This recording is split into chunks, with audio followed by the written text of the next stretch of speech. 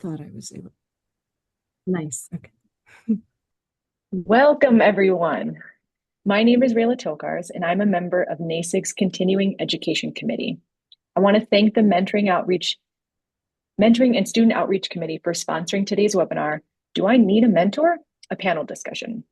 Before we get started, I have a few announcements.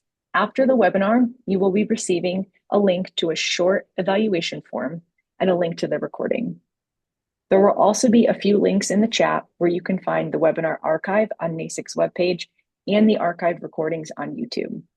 Our next two webinars are Shaping the Future, Getting Involved in Information Standards Committees, which will be on April 20th, and It Isn't Part of Our Language, Self-Naming and Indigenous Peoples in Library Data, which will be on May 6th. With that, I'm going to pass things on to Tamara Pilko, a member of the Mentoring and Student Outreach Committee, to moderate today's panel. Thanks, Rayla. Hello, everyone. Welcome. As Rayla mentioned, my name's Tamara. I'm the Electronic Resources Librarian at University of California, Santa Cruz, and a member of the Mentoring and Student Outreach Committee. And that committee is what runs the NASIG Mentoring Program. And I'll put a link in the chat for it here. It is a year-long program that matches mentors and mentees with similar interests, and they share experience and coaching. And there are a couple opportunities to gather as a group, including a kickoff for the program, and suggested prompts are sent out monthly to encourage discussion. And so if you're interested, please look for a call for mentors and mentees over the summer. And thank you for joining this webinar. We have a panel of individuals who have participated in the mentoring program, either as mentors or as mentees. And so to start, I'd like to ask each panelist to please introduce yourself and describe your experience with the NASIG mentoring program. For example, were you a mentee or a mentor, and when did you participate? So to start, I'll hand it over to Becky. Hi, my name is Becky Bearden, and I'm the Senior Continuing Resources Librarian at Boston University School of Law Library. And I have had 5 mentees through the NASIG Mentor Program over the last 4 years. Thanks. Tia. Hi, my name is Tia Phillip. I am the Circulation Team Coordinator at Colorado College's Tut Library, and I am currently a student at San Jose State University in their iSchool for an MLIS, and I am a mentor for the first time this year. Or a mentee, I should say, excuse me. Great. Michelle. Hi, y'all. My name is Michelle Colquitt, and I'm the Continuing Resources and Government Information Management Librarian at Clemson University in South Carolina. I'm also our interim head of metadata. I have been a mentor since July of 2023. I have had 4 mentees, and I also participated in the peer mentoring pilot program, and now I am leading a peer mentoring group. Lavender. Hello, my name is Lavender. I am the Research and Instruction Librarian at Biola University, and I was a mentee in the last 24 to 25 academic school year. Thanks. And Matt. Hi, I'm Matt Bailey. I'm the Associate College Librarian for Technical Services, and formerly an Electronic Resources and Serious Librarian elsewhere, but I'm currently at Colorado College. I've been serving in the program, NASIG Mentoring Program, for 8 years, since 2017. Actually thought I was going to be a mentee in those early years, but found out it was just for library students to be mentees at the time, and so I became a mentor on the fly really quick. I've been doing it since. And I've also am leading, along with Michelle, a peer mentoring program for NASIG. Well, thank you all, and thank you for participating today. Our first question to kick us off really is, what is one thing you wish you knew about mentorship earlier in your career or graduate program? And we'll start again with Becky. So I was lucky enough to organically have some mentors in my first student library job and in my first few professional positions. But I think I really would have benefited from meeting more people in the profession outside of my direct work experiences, someone I could kind of talk to and share things with who wasn't really involved in them. So I think this program is a great fit for that kind of experience. Thanks. Tia, what's one thing you wish you knew? I think something that would have benefited me is similarly to what Becky said. I think exposure to other institutional practices, and you can get that through mentorship with people at different institutions. So I have been a part of Colorado College for the last 12 years. And so as a student and now as a professional, I think something that NASIG has exposed me to is other institutional practices that I'm grateful for. So Yeah, great point. Michelle, what's one thing you wish you knew? So I came to librarianship from outside of the library world. I didn't just wake up one day and think that I want to be a librarian because that was an easy job. I was a juvenile probation officer, did that for 10 and a half years. While I was doing that, went back to school. I felt very isolated. And even in my programs, they were online and I still felt very isolated. And I think I didn't get what I needed necessarily because we got to the very last class and I was expecting, oh, well, here's a class about job hunting or here's how to fix your CV, here's how to do this, that, the other. And we did not have that.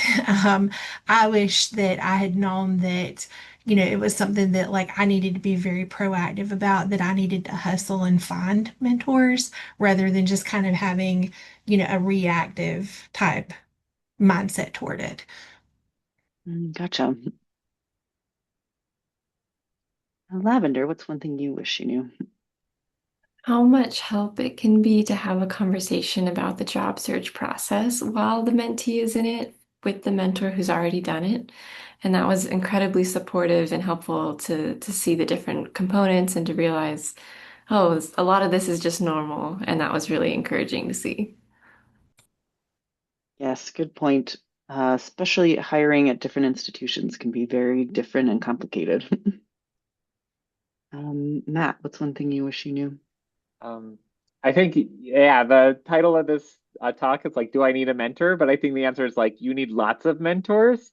You probably need one from in your institution to explain how things are there, and someone from outside your institution to let you know that that's not normal, and to someone who has the same job as you in a different place is really great. Someone who's anytime you're starting a job or want a new job, I think that's another opportunity for a good mentor. And the tricky part, when I think back to my previous experiences, is I didn't always know my mentors were mentors when they were there, and I didn't really know what I was looking for. And so I wish I had recognized and appreciated earlier, like how many different people had something to offer to me and how much I could have learned from them if I had recognized that earlier. Oh, great point. Not having someone be explicitly called a mentor, but still filling that role. So, all right. How do you define a successful mentor-mentee relationship that you had, and what were the key expectations? Let's see. Becky. So I think beyond like the traditional expectations of a mentor-mentee relationship, it's great to help someone new to the profession learn, the ropes of finding a job or starting a new job and getting acclimated and learning the different practices. But it's also great for the mentor to kind of hear about new things that they're learning while in library and information science school, because a lot of it wasn't addressed 15 years ago when I was in library school, or maybe I went through a different track. And so it's really great to hear other people's perspectives and what they're aspiring to do. And I've gotten some great questions that, I have never thought about. And so like it helps you, stay on top of your toe, on your tippy toes, kind of like thinking about like, oh, well, what do I want to do next? Or what do I want to learn to expand my own horizons? So it's a mutually beneficial relationship. I think that's a great point that it's a two-way. It's not just one person giving advice. Oh, interesting. Matt, how would you define a successful relationship?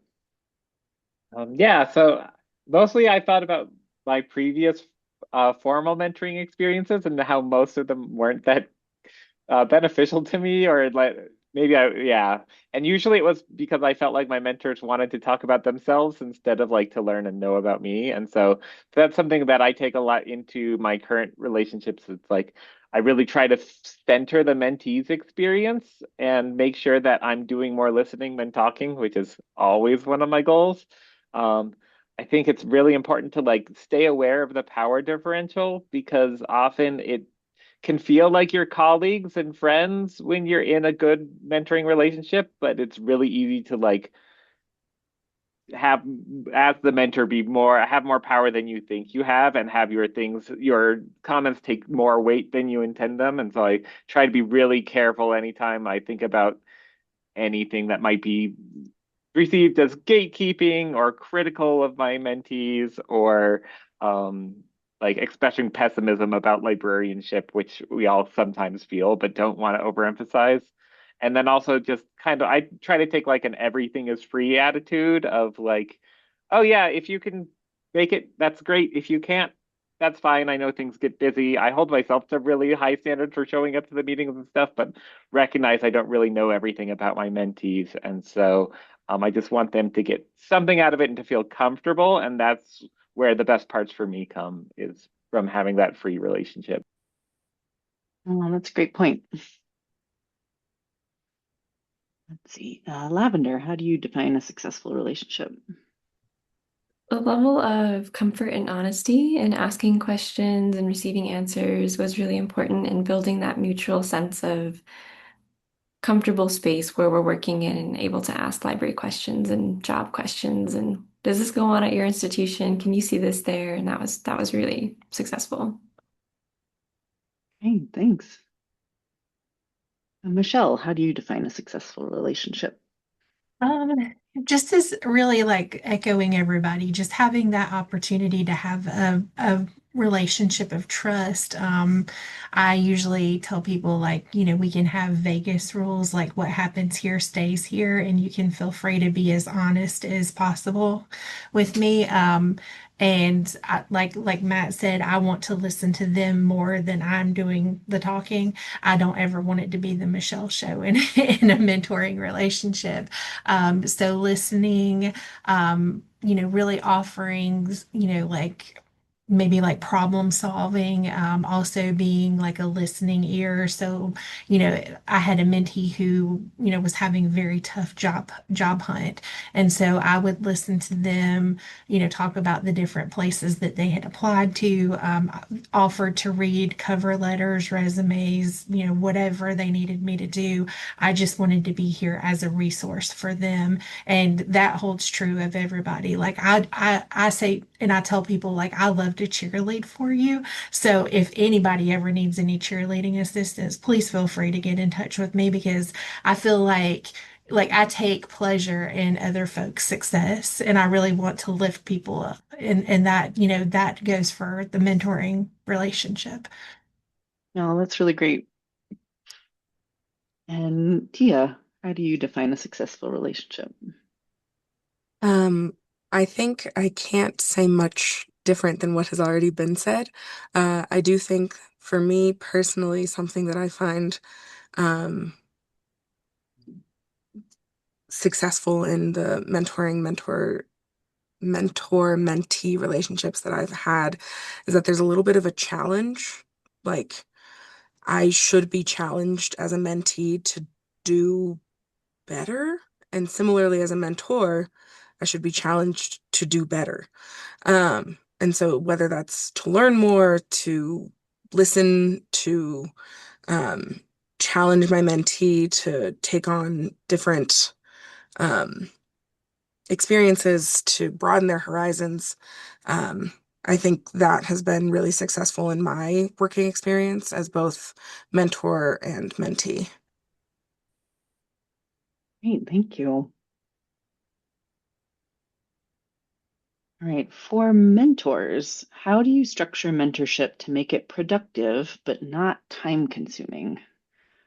Let's see, Matt, let's start with you. Sure. I kind of think of like mentoring as the most efficient work I do in terms of like the ratio of the time commitment to the potential impact, because I feel like a lot of what I'm doing is just using all the investments and learning I've used from the past 15 years of being a librarian, or even more than that now. And so I feel like often the way I set it up is like it's usually like a monthly 1 hour call is the main part of it. And that's like the easiest part of my day. It's something I actually like really look forward and feel energized for. And so it's generally not time consuming, and that makes me want to offer more than I would otherwise. And so it's like, as Michelle said, like offering to read things, resumes, cover letters, drafts of proposals or manuscripts, that kind of stuff. I feel like is really like fun to do when you have a good relationship with the person. And so I haven't really felt like the time consuming aspect was ever a problem. That is the why I tend to encourage people to like do live calls instead of just do mentoring through email, which I feel like is a lot more time consuming. No, that's a great point. Becky, how do you structure it? Yeah, so I usually get in contact with my mentee at the beginning and, find a time once a month to meet, just like Matt said, and schedule Zoom meetings. I make them recurring so they're all set on the calendar ahead, but I make sure that they know that it's flexible if they need to reschedule. And that they can always contact me in between to talk about any like time sensitive questions or requests, like looking through something, or giving them feedback on something.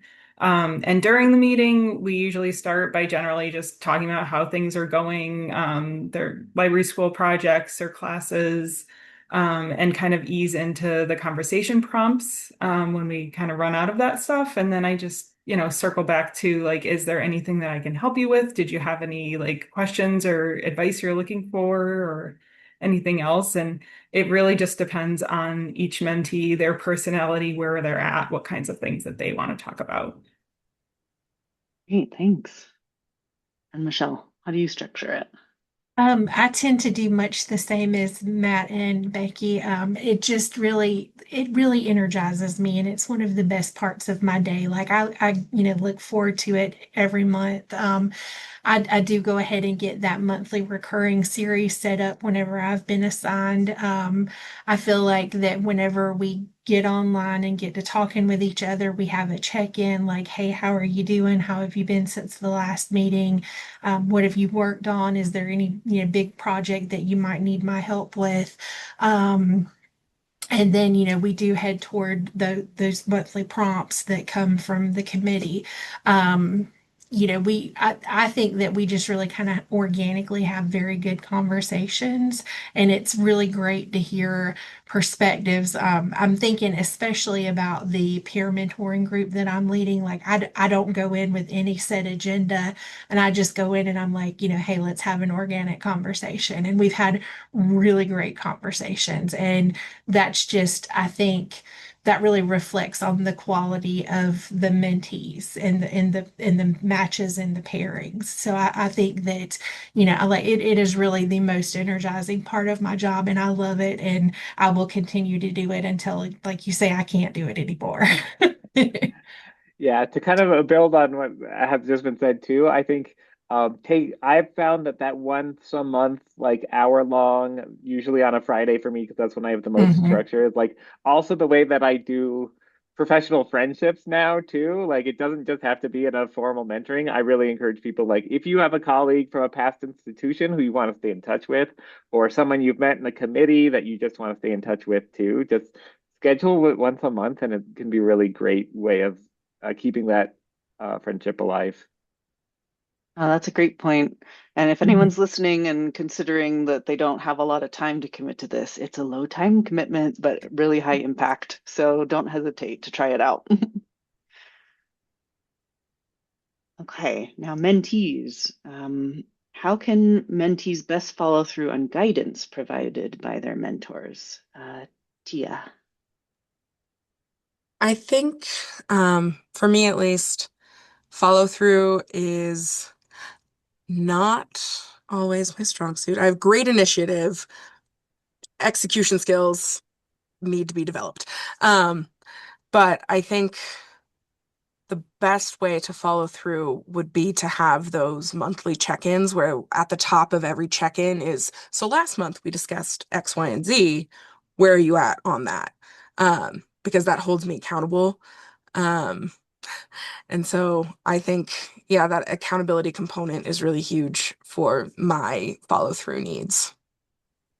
Well, that's great advice to just, within a no pressure way, check in on things that you discussed before. Great. How about you, Lavender? What's a way that you would advise someone to follow through on guidance?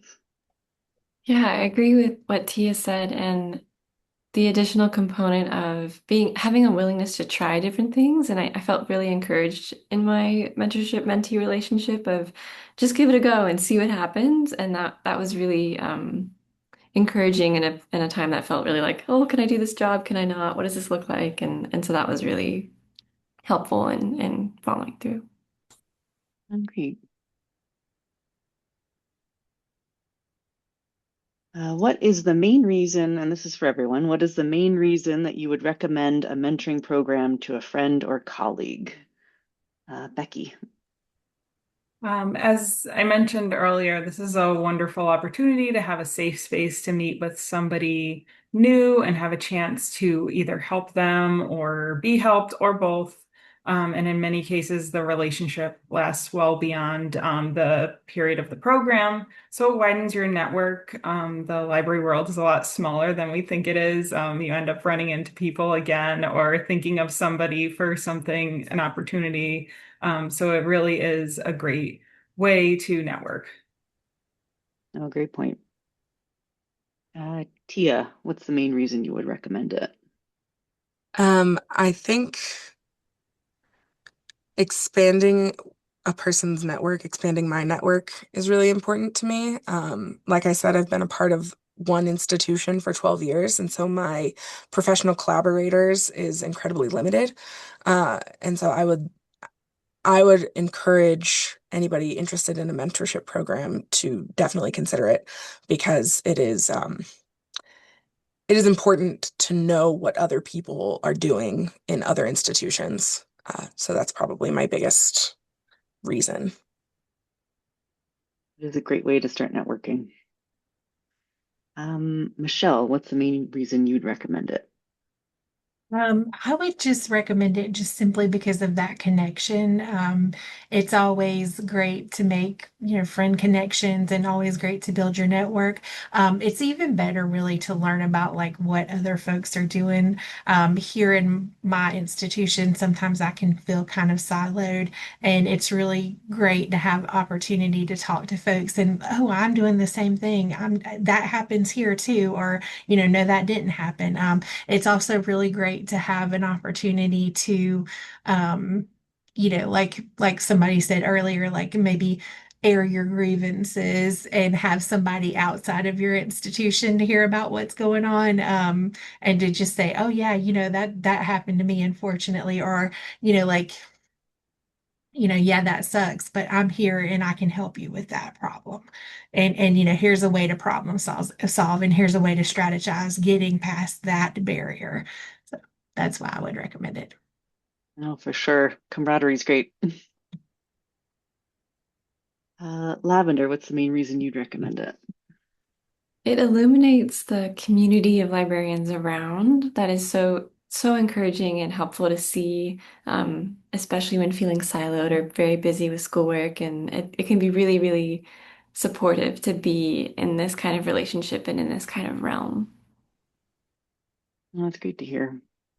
Matt, what's the main reason you'd recommend it?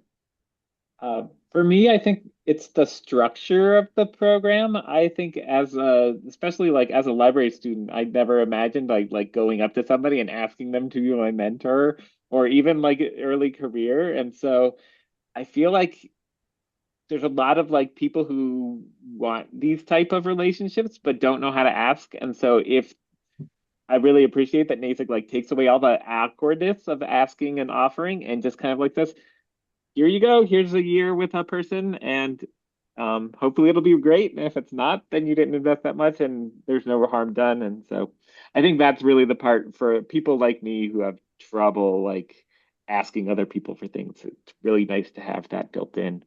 And I'll just quickly put in a plug more broadly for NASIG because I feel like there's so much like opportunity for connection with other people in the organization, and it's really easy. I joined just kind of like not just because I needed professional service for my tenure packet, and like within a year I was co-chairing a committee, and within a couple more years I was on the board. Like it's a really easy place to be accepted immediately and to like feel like you have a community. So that's why I think the NASIG program's exceptional in that way.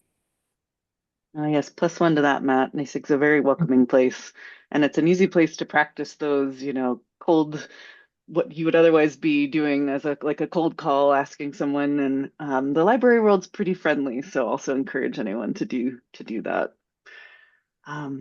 Well, that is wrapping up our questions. I'll pause for a moment in case the panelists have any last thoughts that they want to share, and please use the Q&A section of Zoom if anyone has questions. We've got plenty of time to answer questions. So any last thoughts, panelists? I would just echo what Matt said about NASIG. I love NASIG, and I'm so grateful for the opportunities that I've had within NASIG. I've met some really exceptional friends here, and it's wonderful. Thanks, Michelle.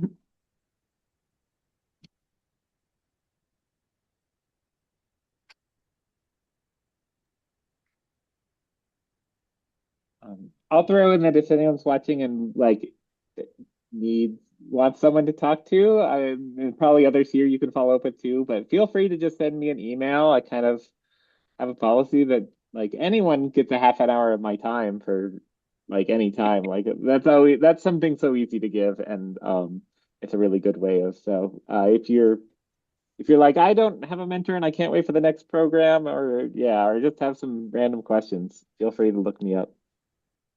Same, and like I said, I love to cheerlead, so I'm here, and I'm more than happy to help with anything.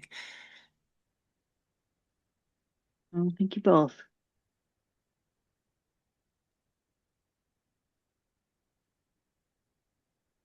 Yes, I wanted to add that NASIG mentees, I know many of the mentees that I've had in the program were very interested in instruction and outreach, and it's not necessarily the exact focus of NASIG, but as someone who was a liaison and instructional librarian for a long time, I wish I had known more about what technical services and collection and scholarly communication librarians were doing, because it would have helped inform my practice as a librarian. So if you're in library school and you're looking for a free opportunity for a mentor, NASIG is a great place for that. It's not necessarily focused on instruction and in outreach, but a lot of the stuff that the librarians do in the tech services collections roles directly impact instructional librarians. So it's still a great place for you to learn more about what happens maybe on the mysterious side of your library. So I would definitely still encourage people to join NASIG as a community. And like everyone's been saying, we're librarians in general are very welcoming, very open. We would love to tell you our stories. Mentors also want advice from mentees, like you guys have mentioned before. It's a very mutually beneficial program for everybody. So I don't see any Q&A officially, so I just wanted to make sure here. So I'm just going to reshare our end slides here. Desktop 2, there we go. Just want to make sure. So thank you very much. I want to thank all of our panelists and Tamara for this really informative session on mentors and mentees. And we really encourage people to join NASIG and join the mentoring program. We'd love to have people, both mentees and mentors, fill out applications for the next year when that is posted. Thank you to the Mentoring and Student Outreach Committee for sponsoring the webinar. And of course, thank you to everyone who attended today. We will be putting in a feedback form soon. And so please fill out that as well. And make sure to check out the NASIG website for future webinars. And they're up here as a reminder, our April and May webinar. And take advantage of, Michelle and Matt and saying that please reach out, and you can reach out to me as well. We love talking to grad students and other librarians, right? Our peer mentoring program is just getting off the ground as well. So keep an eye out for that too. So thanks again for everyone for attending, and have a great rest of your day.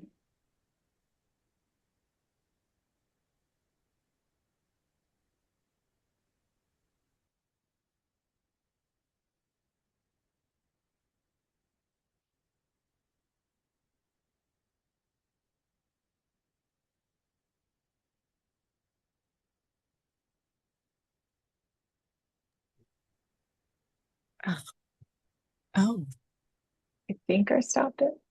okay. I think I stopped Still it. recording, it says.